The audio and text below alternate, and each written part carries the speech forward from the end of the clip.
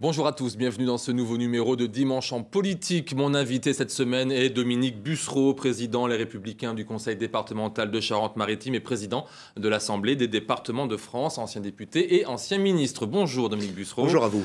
Nous allons revenir avec vous sur les différents dossiers locaux, bien sûr, comme le péage du pont de l'île d'Oléron, par exemple, l'état des lieux dans les transports ferroviaires en Charente-Maritime ou encore l'accueil des jeunes migrants non accompagnés.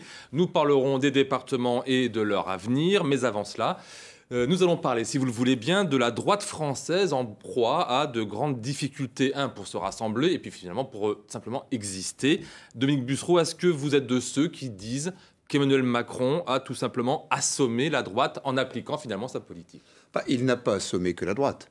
Il a assommé électoralement l'élection présidentielle puis aux élections législatives qui ont suivi la droite et le Parti socialiste, qui est encore en plus piteux état que nous, ce qui n'est pas simple.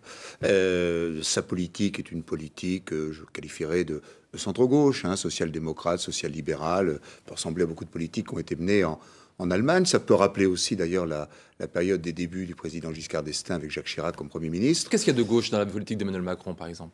Il y a d'abord le personnel politique. Le personnel politique, à l'exception de quelques ministres qui sont venus de nos rangs, la plupart des députés En Marche, en grande majorité, sont plutôt venus du Parti socialiste. Je pense dans ce département de la Vienne où nous sommes à mon cousin familial, Jean-Michel Clément, qui est passé du Parti socialiste à Mais au niveau de la politique, des actes?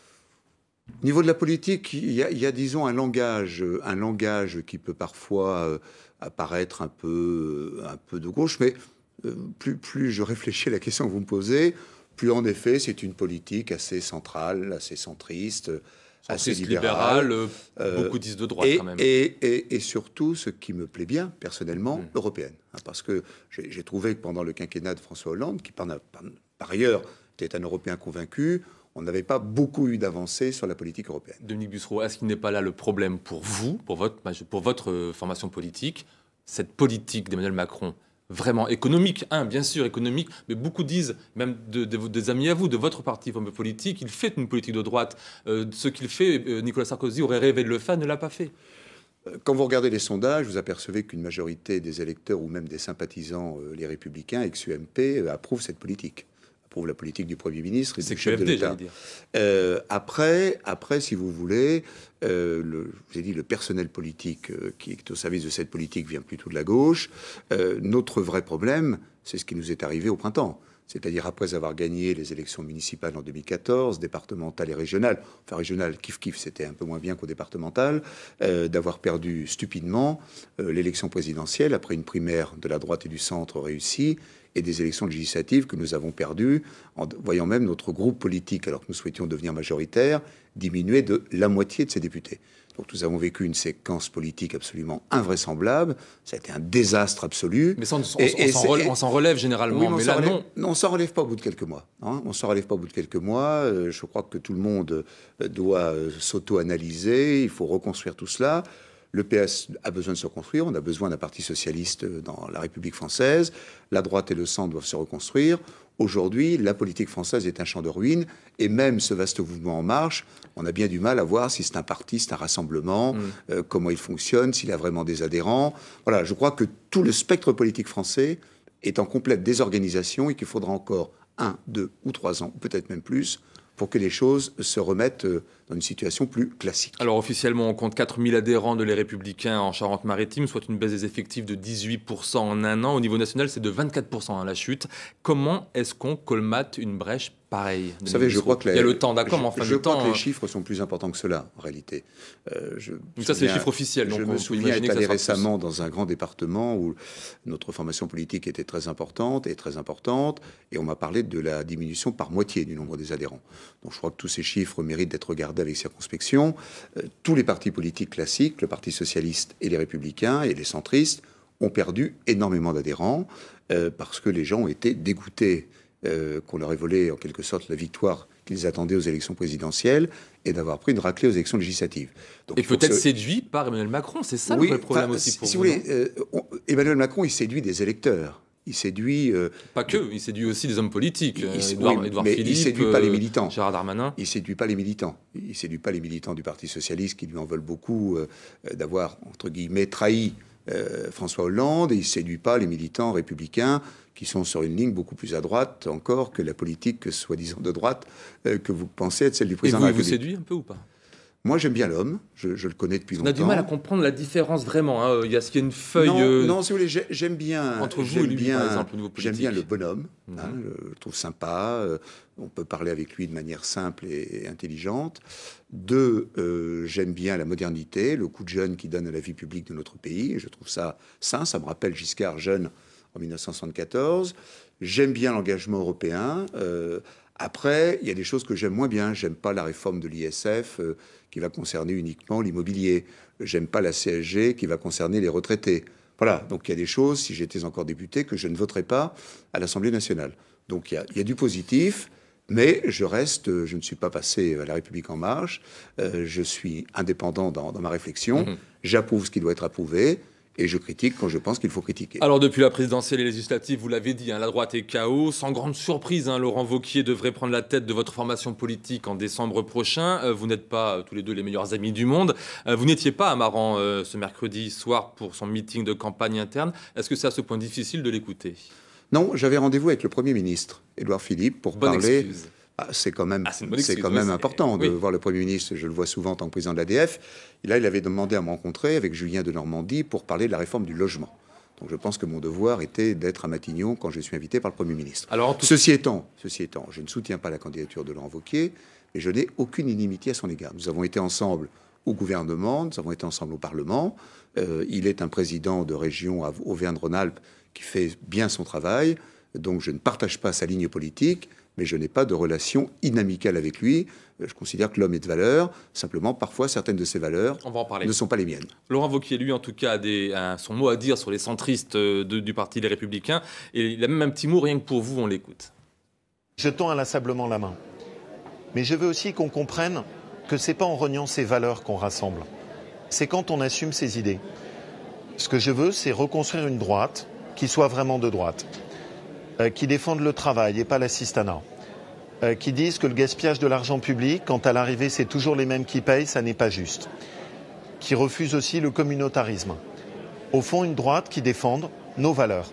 Dominique est un tempérament qu'on connaît, qui fait parfois des commentaires, qui s'emporte un peu. Et je suis sûr qu'il restera avec nous. Et je suis sûr qu'à l'image de centristes comme Jean Leonetti, il comprendra qu'il faut au fond que chacun se respecte. Il est étrange parfois que ceux qui plaident la tolérance soient les premiers à dire « si tout le monde n'est pas aligné sur moi, je pars ». Non, c'est pas ça une famille politique. Alors, Dominique Bussereau, est-ce que vous êtes intolérant? Leçon de tolérance par Laurent Wauquiez. Très franchement, tous ceux qui me connaissent dans cette région ou dans mon département ou dans ma vie personnelle doivent penser que je suis plutôt du genre tolérant et pas du genre outrecuidant. Simplement, ce que je note chez Laurent Wauquiez, c'est là ma différence avec lui, c'est qu'il ne parle que de la droite. Or moi, je suis avec Jean-Pierre Raffarin, avec Alain Juppé, avec d'autres, avec Hervé Guémard, un des fondateurs de l'Union en Mouvement en 2001, qui a donné naissance en 2002 à l'UMP. Et l'UMP de 2002, ce sont les gaullistes du RPR, les libéraux de démocratie libérale, une grande partie des centristes de l'UDF et les radicaux valoisiens. En 2012, l'UDI est parti, Jean-Louis Borloo est parti, donc déjà, nous avons été fortement affaiblis. Et ce qui ne me va pas dans le discours de Laurent, ça c'est pas de l'intolérance, c'est qu'il ne parle que de la droite. Or, moi, je ne suis pas de droite. Je suis quelqu'un du centre-droit. J'ai adhéré aux Jeunes Giscardiens lorsque j'étais étudiant sur une affiche sur laquelle il y avait marqué « centriste, libéral, européen, humaniste ».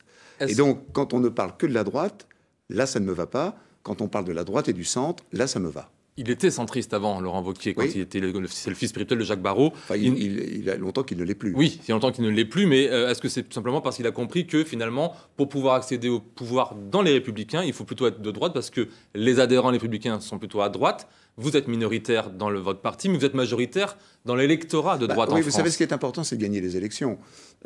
Si on se fonde uniquement sur les militants dans une formation politique, que je respecte beaucoup, je suis moi-même un militant, j'ai été président de la Fédération de la Charente-Maritime pendant 2 septennats, je respecte beaucoup les militants. Simplement, les militants, c'est pas les électeurs. Et quand vous voulez, aux élections municipales, quand Hervé Blanchet gagne à Rochefort, quand Jean-Philippe Machon gagne à Saintes en Charente-Maritime, on pourrait prendre d'autres villes de notre ex-région, c'est parce qu'il rassemble, ou Jérôme Baloge à Niort, ou le maire de Limoges, c'est parce qu'il rassemble des gens qui vont bien au-delà des militants.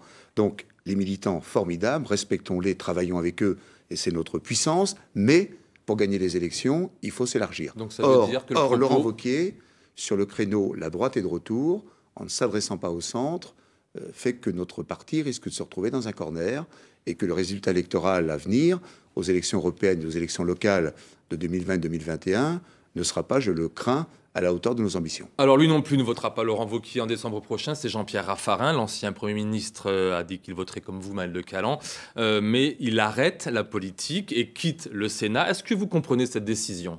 Écoutez, ça fait longtemps qu'on en parle avec Jean-Pierre.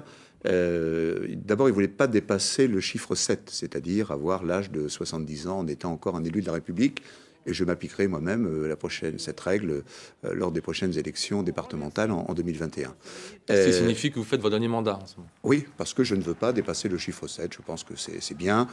On a eu la chance avec Jean-Pierre d'être tout jeune en politique. Jean-Pierre était dans une famille très politique. Son père vous, en était 77, vous étiez auprès de Michel Poniatowski. Même avant, j'ai adhéré... 77, parce que c'est la date de naissance du président de la République. Oui, j'ai adhéré aux Jeunes Républicains Indépendants quand j'étais étudiant à Sciences Po en 1970. Mon premier mandat a été un mandat de conseiller général, comme on disait à l'époque, ou d'adjoint au maire de Royan en 1983. Voilà, je pense qu'une vie publique, c'est merveilleux, mais qu'il faut savoir à un moment s'arrêter. Donc Jean-Pierre voulait s'arrêter. Puis il a un superbe projet, qui est sa Fondation pour la paix. Quand on voit les bruits de bottes en Arabie Saoudite, en Iran, au Yémen, ce qui se passe au Proche-Orient, ce qui se passe en Irak et en Syrie, avoir un ancien Premier ministre de la France qui décide de se consacrer à une Fondation pour la paix avec d'autres hommes d'État d'Europe et du monde entier, je trouve que c'est une noble cause et que c'est encore mieux, pardonnez-moi, qu'un mandat de sénateur, avec tout le respect que j'ai pour mes amis, mes collègues qui exercent ce mandat ou qui exercent le mandat de député. Vous êtes le très actif président de l'Assemblée des départements de France. L'ADF s'est réunie il y a 3 semaines à Marseille. Une motion a été rédigée dans laquelle les départements demandent à ce que l'État résolve de manière pérenne la problématique du financement du RSA et de l'APA. Est-ce que c'est un vœu pieux ? C'est pas un vœu pieux, c'est un véritable problème. On a beaucoup parlé ces jours-ci du département de la Seine-Saint-Denis qui ne paiera pas le RSA. Ça ne veut pas dire que les titulaires du RSA ne le recevront pas, mais qui ne remboursera pas la caisse d'allocation familiale. Il faut savoir qu'une vingtaine de départements l'ont fait déjà l'année dernière, y compris la Charente-Maritime, et qui est prête à le refaire cette année. Le problème, c'est que ce sont des allocations nationales. Le RSA pour ceux qui sont en difficulté, l'APA pour les personnes âgées, la prestation de compensation du handicap. Et l'État ne nous rembourse que 57%. Alors ça, c'était une motion il y a 3 semaines. Vous avez dit tout à l'heure que mercredi, vous avez vu le Premier ministre. Est-ce qu'il vous a donné des assurances ? Alors, on est en débat et en discussion avec le gouvernement, plusieurs réunions cette semaine, pour améliorer la prise en compte de ces allocations par l'État. Mais très franchement, nous n'allons pas aboutir dans les semaines et les mois à venir. Il y aura un fonds d'urgence comme l'an passé pour les départements les plus en difficulté. Nous en discutons actuellement avec le Premier ministre. Mais on ne peut pas rester dans une situation où on fait tous les ans un fonds d'urgence et où tous les ans, l'État continue de ne pas payer ce qu'il doit. Et, pardonnez-moi, le RSA, c'est très important. Nous sommes dans une société qui vieillit. Il y a de plus en plus de personnes qui vont toucher l'allocation pour les personnes âgées. Et beaucoup de départements sont en une très grande difficulté. Je prends l'exemple de notre région Nouvelle-Aquitaine, le Lot-et-Garonne, la Corrèze, la Creuse. Sachant qu'un tiers des bénéficiaires du RSA ne le demandent pas. On est d'accord. Oui, un tiers des bénéficiaires du RSA ne le demandent pas. Et certains bénéficiaires du RSA ne devraient peut-être pas le percevoir. C'est la raison pour laquelle, en Charente-Maritime, nous avons voté dans une quasi-unanimité le fait qu'un demandeur du RSA doit s'inscrire à Pôle emploi s'il est en mesure de reprendre le travail et doit véritablement chercher un travail. Dominique Bussereau, des gens nous disent souvent, en nous voyant, posez-lui la question, encore plus aujourd'hui, c'est d'acuité. L'État, vous dites qu'il a manqué au département l'an dernier 4,5 milliards d'euros pour le RSA et 3 milliards pour l'APA. Et 1 milliard pour la prestation de compensation du handicap. Absolument. Et est-ce que quand on place ces sommes-là à côté de celles concernant l'évasion ou la fraude fiscale, est-ce qu'il n'y a pas quelque chose finalement d'indécent? Oui, mais si vous voulez, j'en parle parce qu'avec les Paradise Papers, les Français se disent mais c'est pas possible. L'indécence n'est pas le niveau du RSA. Moi, je ne fais pas partie des gens qui critiquent les attributaires du RSA. Ça a été créé par Michel Rocard. C'est peut-être qu'on n'est pas là assez d'argent, que l'État n'a pas assez d'argent pour pouvoir payer. Ça a été créé par Michel Rocard, ça a été repris ensuite par Jean-Pierre Raffarin qui l'a décentralisé. C'est devenu avec Nicolas Sarkozy et Martin Hirsch le RSA. C'est une allocation dont nous avons besoin dans notre société. Donc ce qui est choquant, c'est que c'est l'État qui devrait tout payer. une location nationale. C'est comme si vous, Monsieur Vinain, vous étiez propriétaire d'un studio à Poitiers que vous louez 1 000 € par mois, d'un appartement, puis que votre locataire vous dit « Je suis désolé, Monsieur Vinain, je ne vous donne tous les mois que 570 €. C'est ce qui arrive au département. Et cet argent que nous n'avons pas, c'est de l'argent en moins sur les routes, c'est de l'argent en moins pour les collèges, c'est de l'argent en moins pour le numérique. Encore une fois, Dominique Bussereau, donc c'est un quand on problème voit de fond. que de l'argent, il y en a, mais qui ne part pas dans les caisses de l'État, est-ce que ce n'est pas un combat que les hommes politiques doivent tous avoir en priorité? Moi, j'ai été ministre du budget, j'ai combattu l'évasion fiscale, j'ai fait travailler l'organisme Tracfin le plus que je pouvais. Donc, tout ce que raconte aujourd'hui la presse mondiale dans cette enquête sur les paradis fiscaux est évidemment très choquant. Mais voilà. Mais moi, je ne suis pas député, je ne suis pas ministre. C'est au Parlement, c'est au Parlement de s'en saisir. Et c'est au chef de l'État et au ministre de l'Économie et des Finances, Bruno Le Maire, à Gérald Darmanin, ministre du Budget, de se saisir de ces articles de presse et d'en tirer les conséquences. Les départements demandent aussi que l'État assure le financement de l'accueil des jeunes migrants non accompagnés. Un accueil qui, dites-vous, coûte 1 milliard au département français, 1 milliard d'euros. Combien pour la Charente-Maritime ? Écoutez, je n'ai pas le chiffre exact pour la Charente-Maritime, je l'aurai en fin d'année. Sachez que ça, pour la plupart des départements, ça a quasiment doublé ou triplé cette année. Ce que je veux dire par là, c'est qui sont ces jeunes? Ce sont des garçons, pour la plupart, 95% des garçons, qui arrivent de zones en guerre, zones du Proche et du Moyen-Orient, de zones en guerre ou tribales ou autres en Afghanistan, et de plus en plus d'Afrique. En ce moment, par exemple, nous avons un afflux de jeunes qui viennent de la Guinée-Conakry, qui est un des États les plus pauvres au monde. Ils arrivent par des réseaux de passeurs, avec sur des fiches plastifiées le numéro de téléphone de nos collaborateurs. Ils arrivent et nous devons les prendre en charge humainement. Mais ils sont tellement nombreux. Ils sont tellement nombreux qu'aujourd'hui, nous avons des problèmes terribles. Pareil pour financer l'accueil. Nous avons le problème du financement, mais pire que le financement, hein, le problème humain. Le foyer de l'enfance de Puylleborough, à côté de La Rochelle, il est en surcharge. Les pompiers nous disent qu'il y a des problèmes de sécurité. Donc voilà, il faut que nous Là non plus, le Premier ministre, mercredi, vous lui en avez parlé, j'imagine. Là, ça dépasse le Premier ministre. Le chef de l'État m'a dit droit dans les yeux, à plusieurs reprises, et à plusieurs de mes collègues également, c'est l'affaire de l'État, je vais vous débarrasser de cette charge. C'est une affaire de politique migratoire, c'est à l'État de la prendre en charge. Dans les prochains mois, prochaines semaines? Nous avons mis une mission commune en place, Édouard Philippe et moi, pour proposer des solutions au mois de novembre et au mois de décembre. Mais sachez que ça va devenir encore plus grave l'année prochaine. Ce n'est pas 25 000 jeunes que nous aurons peut-être en France, c'est 35 000 ou 40 000. En Charente-Maritime, ce dont on parle beaucoup aussi en ce moment, eh bien, c'est le probable futur péage du pont de l'île d'Oléron, une écotaxe qui ne plaît pas à tout le monde. Reportage. Si la mise en place d'une écotaxe a des objectifs environnementaux respectables, comme la protection des côtes, la gestion des espaces naturels, elle ne fait toujours pas l'unanimité chez les touristes. Les Français, on ne fait que payer. On paye partout, partout, partout, partout. C'est dommage. C'est parce qu'on est des camping-caristes, qu'on a beaucoup, beaucoup d'argent. On a bien travaillé pour avoir ça, et voilà. Et après, il faut toujours payer. Il y a même ceux qui trouvent dans le retour du péage une forme de malhonnêteté, d'inégalité. Pour la simple et bonne raison, c'est que les gens qui seront sur l'île, qui habitent sur l'île, ne payeront pas. Alors je ne verrai pas pourquoi moi, mes copains viendraient me voir sur la terre sans payer, et que moi je viendrais les voir tout en payant. Sauf grande surprise de dernière minute, il faudra pourtant s'y faire. C'est à l'horizon 2020 que cette écotaxe sera mise en place. Un cabinet d'études a été missionné par le conseil départemental pour fixer des prix. 3 catégories de tarifs ont été retenues. 10 € en très haute saison, 5 € en moyenne saison, 2 € en très basse saison. La gratuité pour l'ensemble des habitants de l'île d'Oléron. En contrepartie, la fréquentation de l'île en voiture devrait baisser d'environ 6 %. Car la volonté des élus est bien celle-là, atténuer en très haute saison le nombre de voitures sur l'île pour la rendre plus respirable, plus agréable à vivre. Colère des commerçants qui, eux, travaillent ici à l'année. Qu'est-ce que c'est l'autre? C'est du 38 ? Moi, je suis plutôt inquiet parce que nous sommes un commerce qui travaille toute l'année. Et c'est vrai qu'en hiver, on travaille beaucoup avec des gens du bassin, c'est-à-dire Bourse-Franc et Marennes. Et je ne sais pas si les gens, pour faire une petite balade, pour aller voir le marché du dimanche matin, feront l'effort de payer. L'instauration de cette écotaxe rapportera près de 6 millions d'euros par an aux collectivités locales. C'est en décembre que les modalités exactes seront votées par le département. Retour sur le plateau de Dimanche en politique avec Dominique Bussereau. J'accueille notre invité surprise, Benoît Biteau, agriculteur et conseiller régional.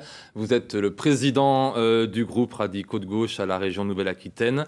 Je vous laisse vous installer, Benoît Biteau. Un mot peut-être sur cette écotaxe qui devrait faire plaisir à l'écologiste que vous êtes, mais pourtant ce n'est pas le cas.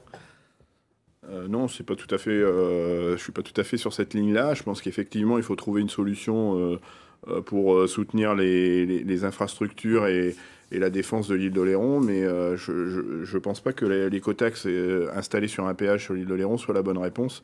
En tout cas, ça ne s'inscrit pas dans le prolongement du discours d'inauguration du pont de l'île d'Oléron quand il a été inauguré par le président du Conseil général du moment. Dominique Bussereau. Vous savez, il faut regarder, j'entends bien ce que dit Benoît Biteau, pour lequel j'ai beaucoup d'amitié. C'est réciproque. Ce que dit Benoît, en réalité, il faut regarder ce qui se passe dans l'île de Ré. L'île de Ré a une écotaxe, et quand j'étais au gouvernement, je l'ai mise en place à la demande unanime de tous les parlementaires socialistes de droite, du centre, de la Charente-Maritime. Ça permet quoi dans l'île de Ré? Ça permet pour moitié au département d'entretenir cet ouvrage qui permet aussi de faire venir le gaz, l'électricité, tous les réseaux dans l'île de Ré, de le moderniser en permanence. Ça permet deuxièmement pour l'autre moitié de donner de l'argent à la communauté de communes avec laquelle elle ne peut faire que deux choses. Et deux choses que Benoît devrait apprécier. La première, c'est l'entretien des espaces naturels. Il ne s'agit pas de construire des digues, il s'agit d'entretenir les strands, les dunes, etc. La deuxième, de développer des transports publics propres.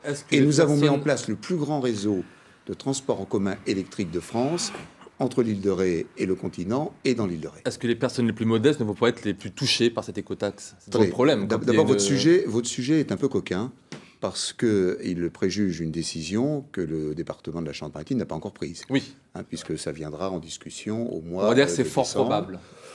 Sachant qu'on a déjà eu même les tarifs, donc tout est bien prêt en tout cas. Tout ça, ce sont des hypothèses de travail, et franchement, ça ne repose pas sur grand-chose de sérieux. Donc je vous réinvite quand le péage sera Vous me réinviterez une fois que le vote aura eu lieu. Peut-être le vote sera-t-il négatif, peut-être sera-t-il positif. En tout cas, ce que je veux dire, c'est que nous, on n'a rien inventé. Votre majorité, elle est favorable? Il y a des pour et des contre, y compris dans ma majorité.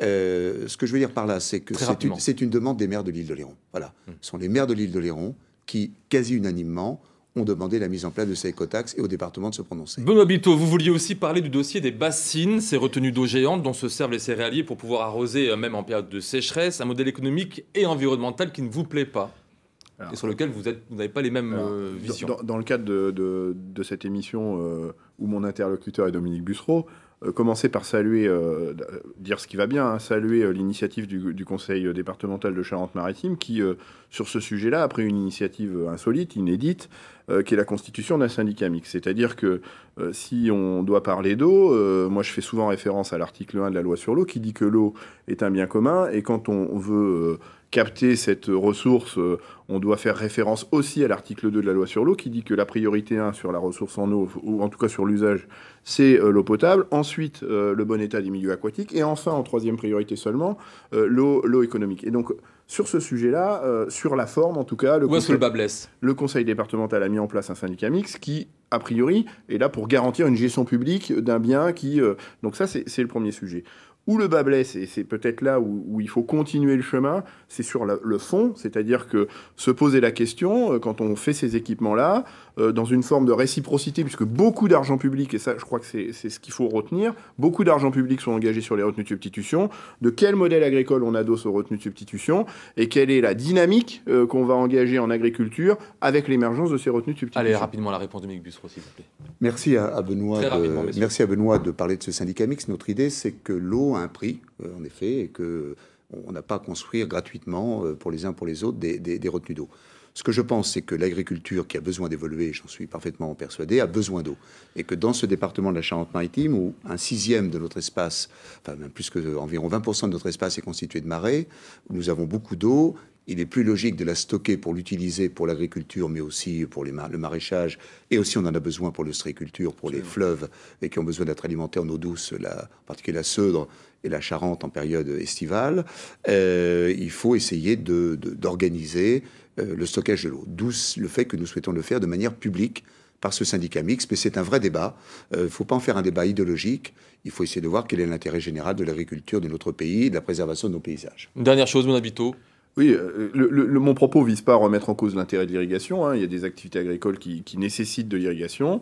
De ne pas remettre en cause non plus l'intérêt du stockage de l'eau, mais avec les réserves, sans vilain jeu de mots, que j'ai pu émettre là, c'est-à-dire gestion publique voilà, et se poser la question de quelle dynamique agricole, enfin j'insiste, on doit engager derrière l'argent public engagé sur ces stockages de l'eau. On aurait une difficulté d'ailleurs, c'est que dans le budget qui est actuellement en discussion au Parlement, le budget, je le regrette beaucoup, des agences de bassin a été diminué. Absolument. Et les agences de bassin sont l'instrument de la puissance publique pour ces politiques de l'eau. Et je trouve cette diminution de crédit tout à fait dommageable. Merci Bonabito d'avoir accepté d'être l'invité surprise de cette émission. On va terminer avec le dossier des TER, entre augmentation des tarifs TER, fermeture de certaines lignes pour travaux, comme par exemple la ligne Sainte-Royan et retard dans l'électrification d'autres lignes, comme Angoulême-Royan.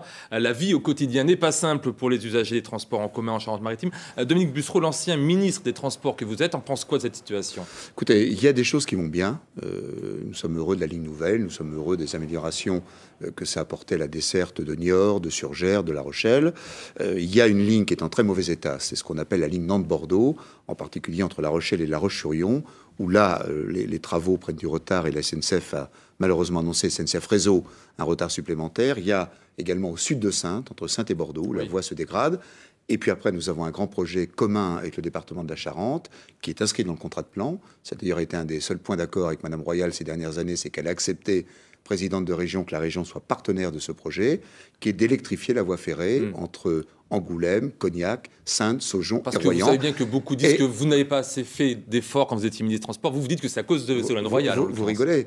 J'ai porté ce dossier pendant toute la période dans laquelle j'étais au gouvernement. Je le porte depuis. C'est vrai que nous n'avons eu zéro réponse de la région pendant 5 ans. C'est-à-dire pendant 5 ans, ce dossier est resté sur une pile à Angoulême, à Poitiers. Il a fallu que nous ayons un accord politique entre la Charente, le président à l'époque était le sénateur socialiste Michel Boutan, et moi-même, et nos deux majorités, pour porter ensemble ce dossier, donc 2020. Amener la région à travailler avec nous. Et maintenant, j'attends d'Alain Rousset et de la Nouvelle-Aquitaine qu'ils tiennent les engagements de la région Poitou-Charentes. C'est la fin de cette émission. Merci Dominique Bussereau d'avoir accepté notre invitation pour voir ou revoir ce numéro de Dimanche en politique. N'hésitez pas à vous rendre sur notre site internet ou sur les pages France 3 Poitou-Charentes des réseaux sociaux, dont vous êtes très friand, Dominique Bussereau. La semaine prochaine, c'est Laïd Beritan que vous retrouverez à cette même place. Il aura pour invité le chef d'entreprise de Sévrien, François Asselin, président de l'ex-CGPME, devenu CPME, la Confédération des petites et moyennes entreprises. Pour leur place au journal de la mi-journée, excellent dimanche à toutes et à tous, à bientôt.